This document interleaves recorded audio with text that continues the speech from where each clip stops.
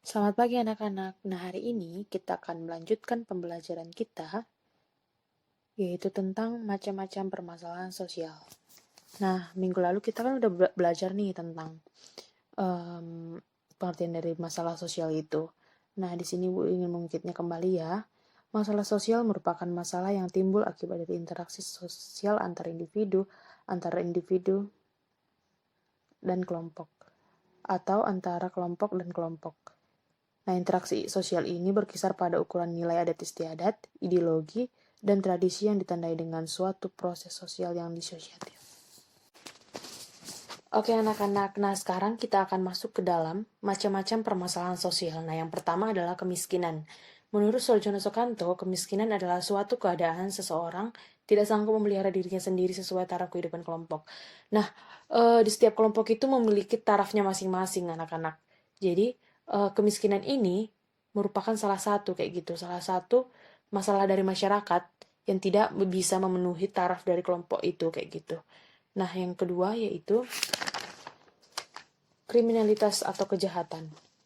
Nah, ini merupakan fenomena sosial yang akan cenderung di dalam masyarakat. Nah, kriminalitas atau kejahatan ini merupakan dapat dilakukan oleh siapa saja, remaja, orang dewasa, atau orang-orang yang lanjut usia.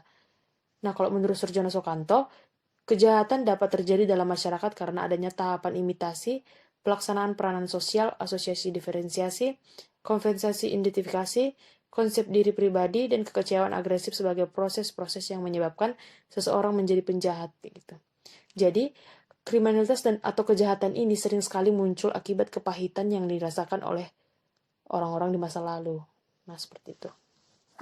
Nah, yang selanjutnya adalah konflik atau pemberontakan peperangan. Nah, kalau ini merupakan pertentangan antara dua pihak, baik individu maupun kelompok. Nah, kalau ini mungkin udah sering ya anak-anak kita dengar di sekitar kita. Nah, kita juga kepada teman kita sering pasti pernah memiliki konflik kayak gitu, konflik tentang ya mungkin di kelas atau mungkin konflik perbedaan pendapat. Nah, begitu juga dengan kelompok. Nah, selanjutnya adalah kesenjangan sosial. Nah, kalau ini merupakan situasi atau keadaan sosial yang tak seimbang. Nah, yang tak seimbang ini mungkin kayak kedudukannya. Ketidakseimbangan ini disebabkan oleh kesalahan fungsi dan kedudukan anggota masyarakat, baik di lingkungan keluarga, masyarakat, maupun negara. Ketidakseimbangan ini sering sekali kita terjemahkan seperti pilih kasih ya. Jadi kayak nggak seimbang tentang apa yang kita dapat dan didapatkan orang lain gitu. Nah, selanjutnya itu ketidakadilan. Nah, keadilan menurut Aristoteles adalah kelayakan dalam tindakan manusia. Nah, teman-teman sekalian pasti setiap manusia memiliki kelayakan dalam tindakannya. Nah, itulah yang disebut dengan keadilan. Nah, kalau ketidakadilan ini suatu tindakan oleh lembaga sosial maupun perorangan yang memihak pada salah satu dari kedua belah pihak yang bersengketa gitu. Nah, ini sama juga dengan kesenjangan sosial tadi yang tidak ada keseimbangan di antaranya. Jadi muncullah ketidakadilan. Seperti itu. Nah, selanjutnya adalah korupsi. Nah, kalau ini mungkin ya udah sering kita dengar ya teman-teman. Tentang korupsi sudah banyak yang terjadi di negara kita kayak gitu. Korupsi ini berasal dari kata Inggris yaitu korup. Dalam bahasa Latin, korupsi berasal dari perpaduan dua kata yaitu yang berarti bersama-sama dan rumper yang berarti pecah atau jebol. Jadi kehancurannya anak-anak. Selanjutnya adalah masalah lingkungan hidup. Nah, kalau ini aspek negatif dari aktivitas manusia terhadap lingkungannya kayak gitu. Jadi mungkin ya pasti sudah sering ya kita melihat hal-hal negatif yang terjadi di lingkungan kita. Dan ini sangat berpengaruh pada hubungan kita dengan lingkungan dan antara manusia kayak gitu. Nah, selanjutnya adalah masalah kependudukan. Nah, kalau masalah kependudukan ini bisa disebut juga sebagai masalah itu terjadi dilakukan di lingkungan sosial sama seperti masalah yang sebelumnya. Nah, kalau masalah kependudukan ini lebih mengutamakan kepada penduduknya seperti itu.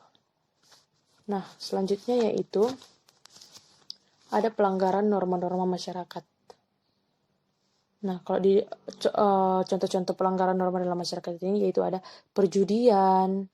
Nah, kalau perjudian ini menurut Kartini Kartono pertaruhan dengan sengaja, yaitu mempertaruhkan suatu nilai atau sesuatu yang dianggap berharga dengan menyadari adalah risiko dan harapan-harapan tertentu pada peristiwa-peristiwa permainan. Nah, ini mungkin udah sering ya kita dengar perjudian kayak gitu. Kemudian delikuensi anak. Delikuensi anak ini merupakan penyimpangan sosial yang dianggap melanggar nilai dan norma masyarakat. Yang ketiga adalah homoseksual dan lesbian.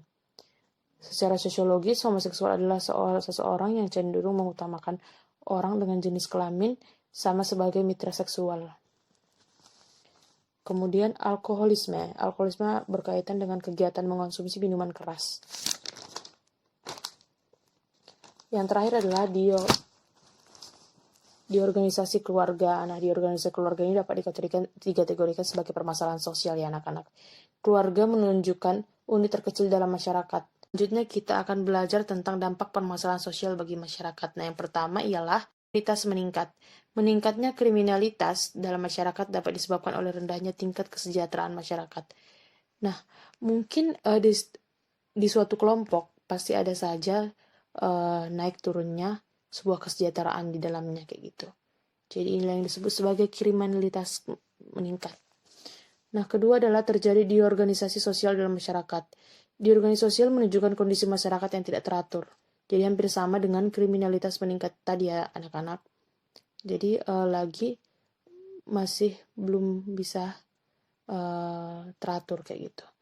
Nah, kemudian selanjutnya adalah terjadi keresahan akibat perilaku menyimpang dalam masyarakat. Perilaku menyimpang menyebabkan terjadinya keresahan dalam masyarakat. Nah, kalau udah disebut sebagai menyimpang kayak gitu, pasti akan sangat berpengaruh pada masyarakat. Nah, selanjutnya adalah meningkatnya kesenjangan sosial dalam masyarakat. Kesenjangan sosial merupakan kondisi ketidakseimbangan dalam masyarakat yang menyebabkan perbedaan yang mencolok. Nah, yang terakhir adalah pengangguran meningkat. Banyak jumlah penduduk di Indonesia dan sempitnya lapangan pekerjaan menjadi faktor utama penyebab tingginya angka pengangguran. Selanjutnya kita akan melanjutkan pembelajaran mengenai upaya mengatasi permasalahan sosial dalam masyarakat. Nah, yang pertama yaitu upaya mengatasi permasalahan sosial berdasarkan prosesnya.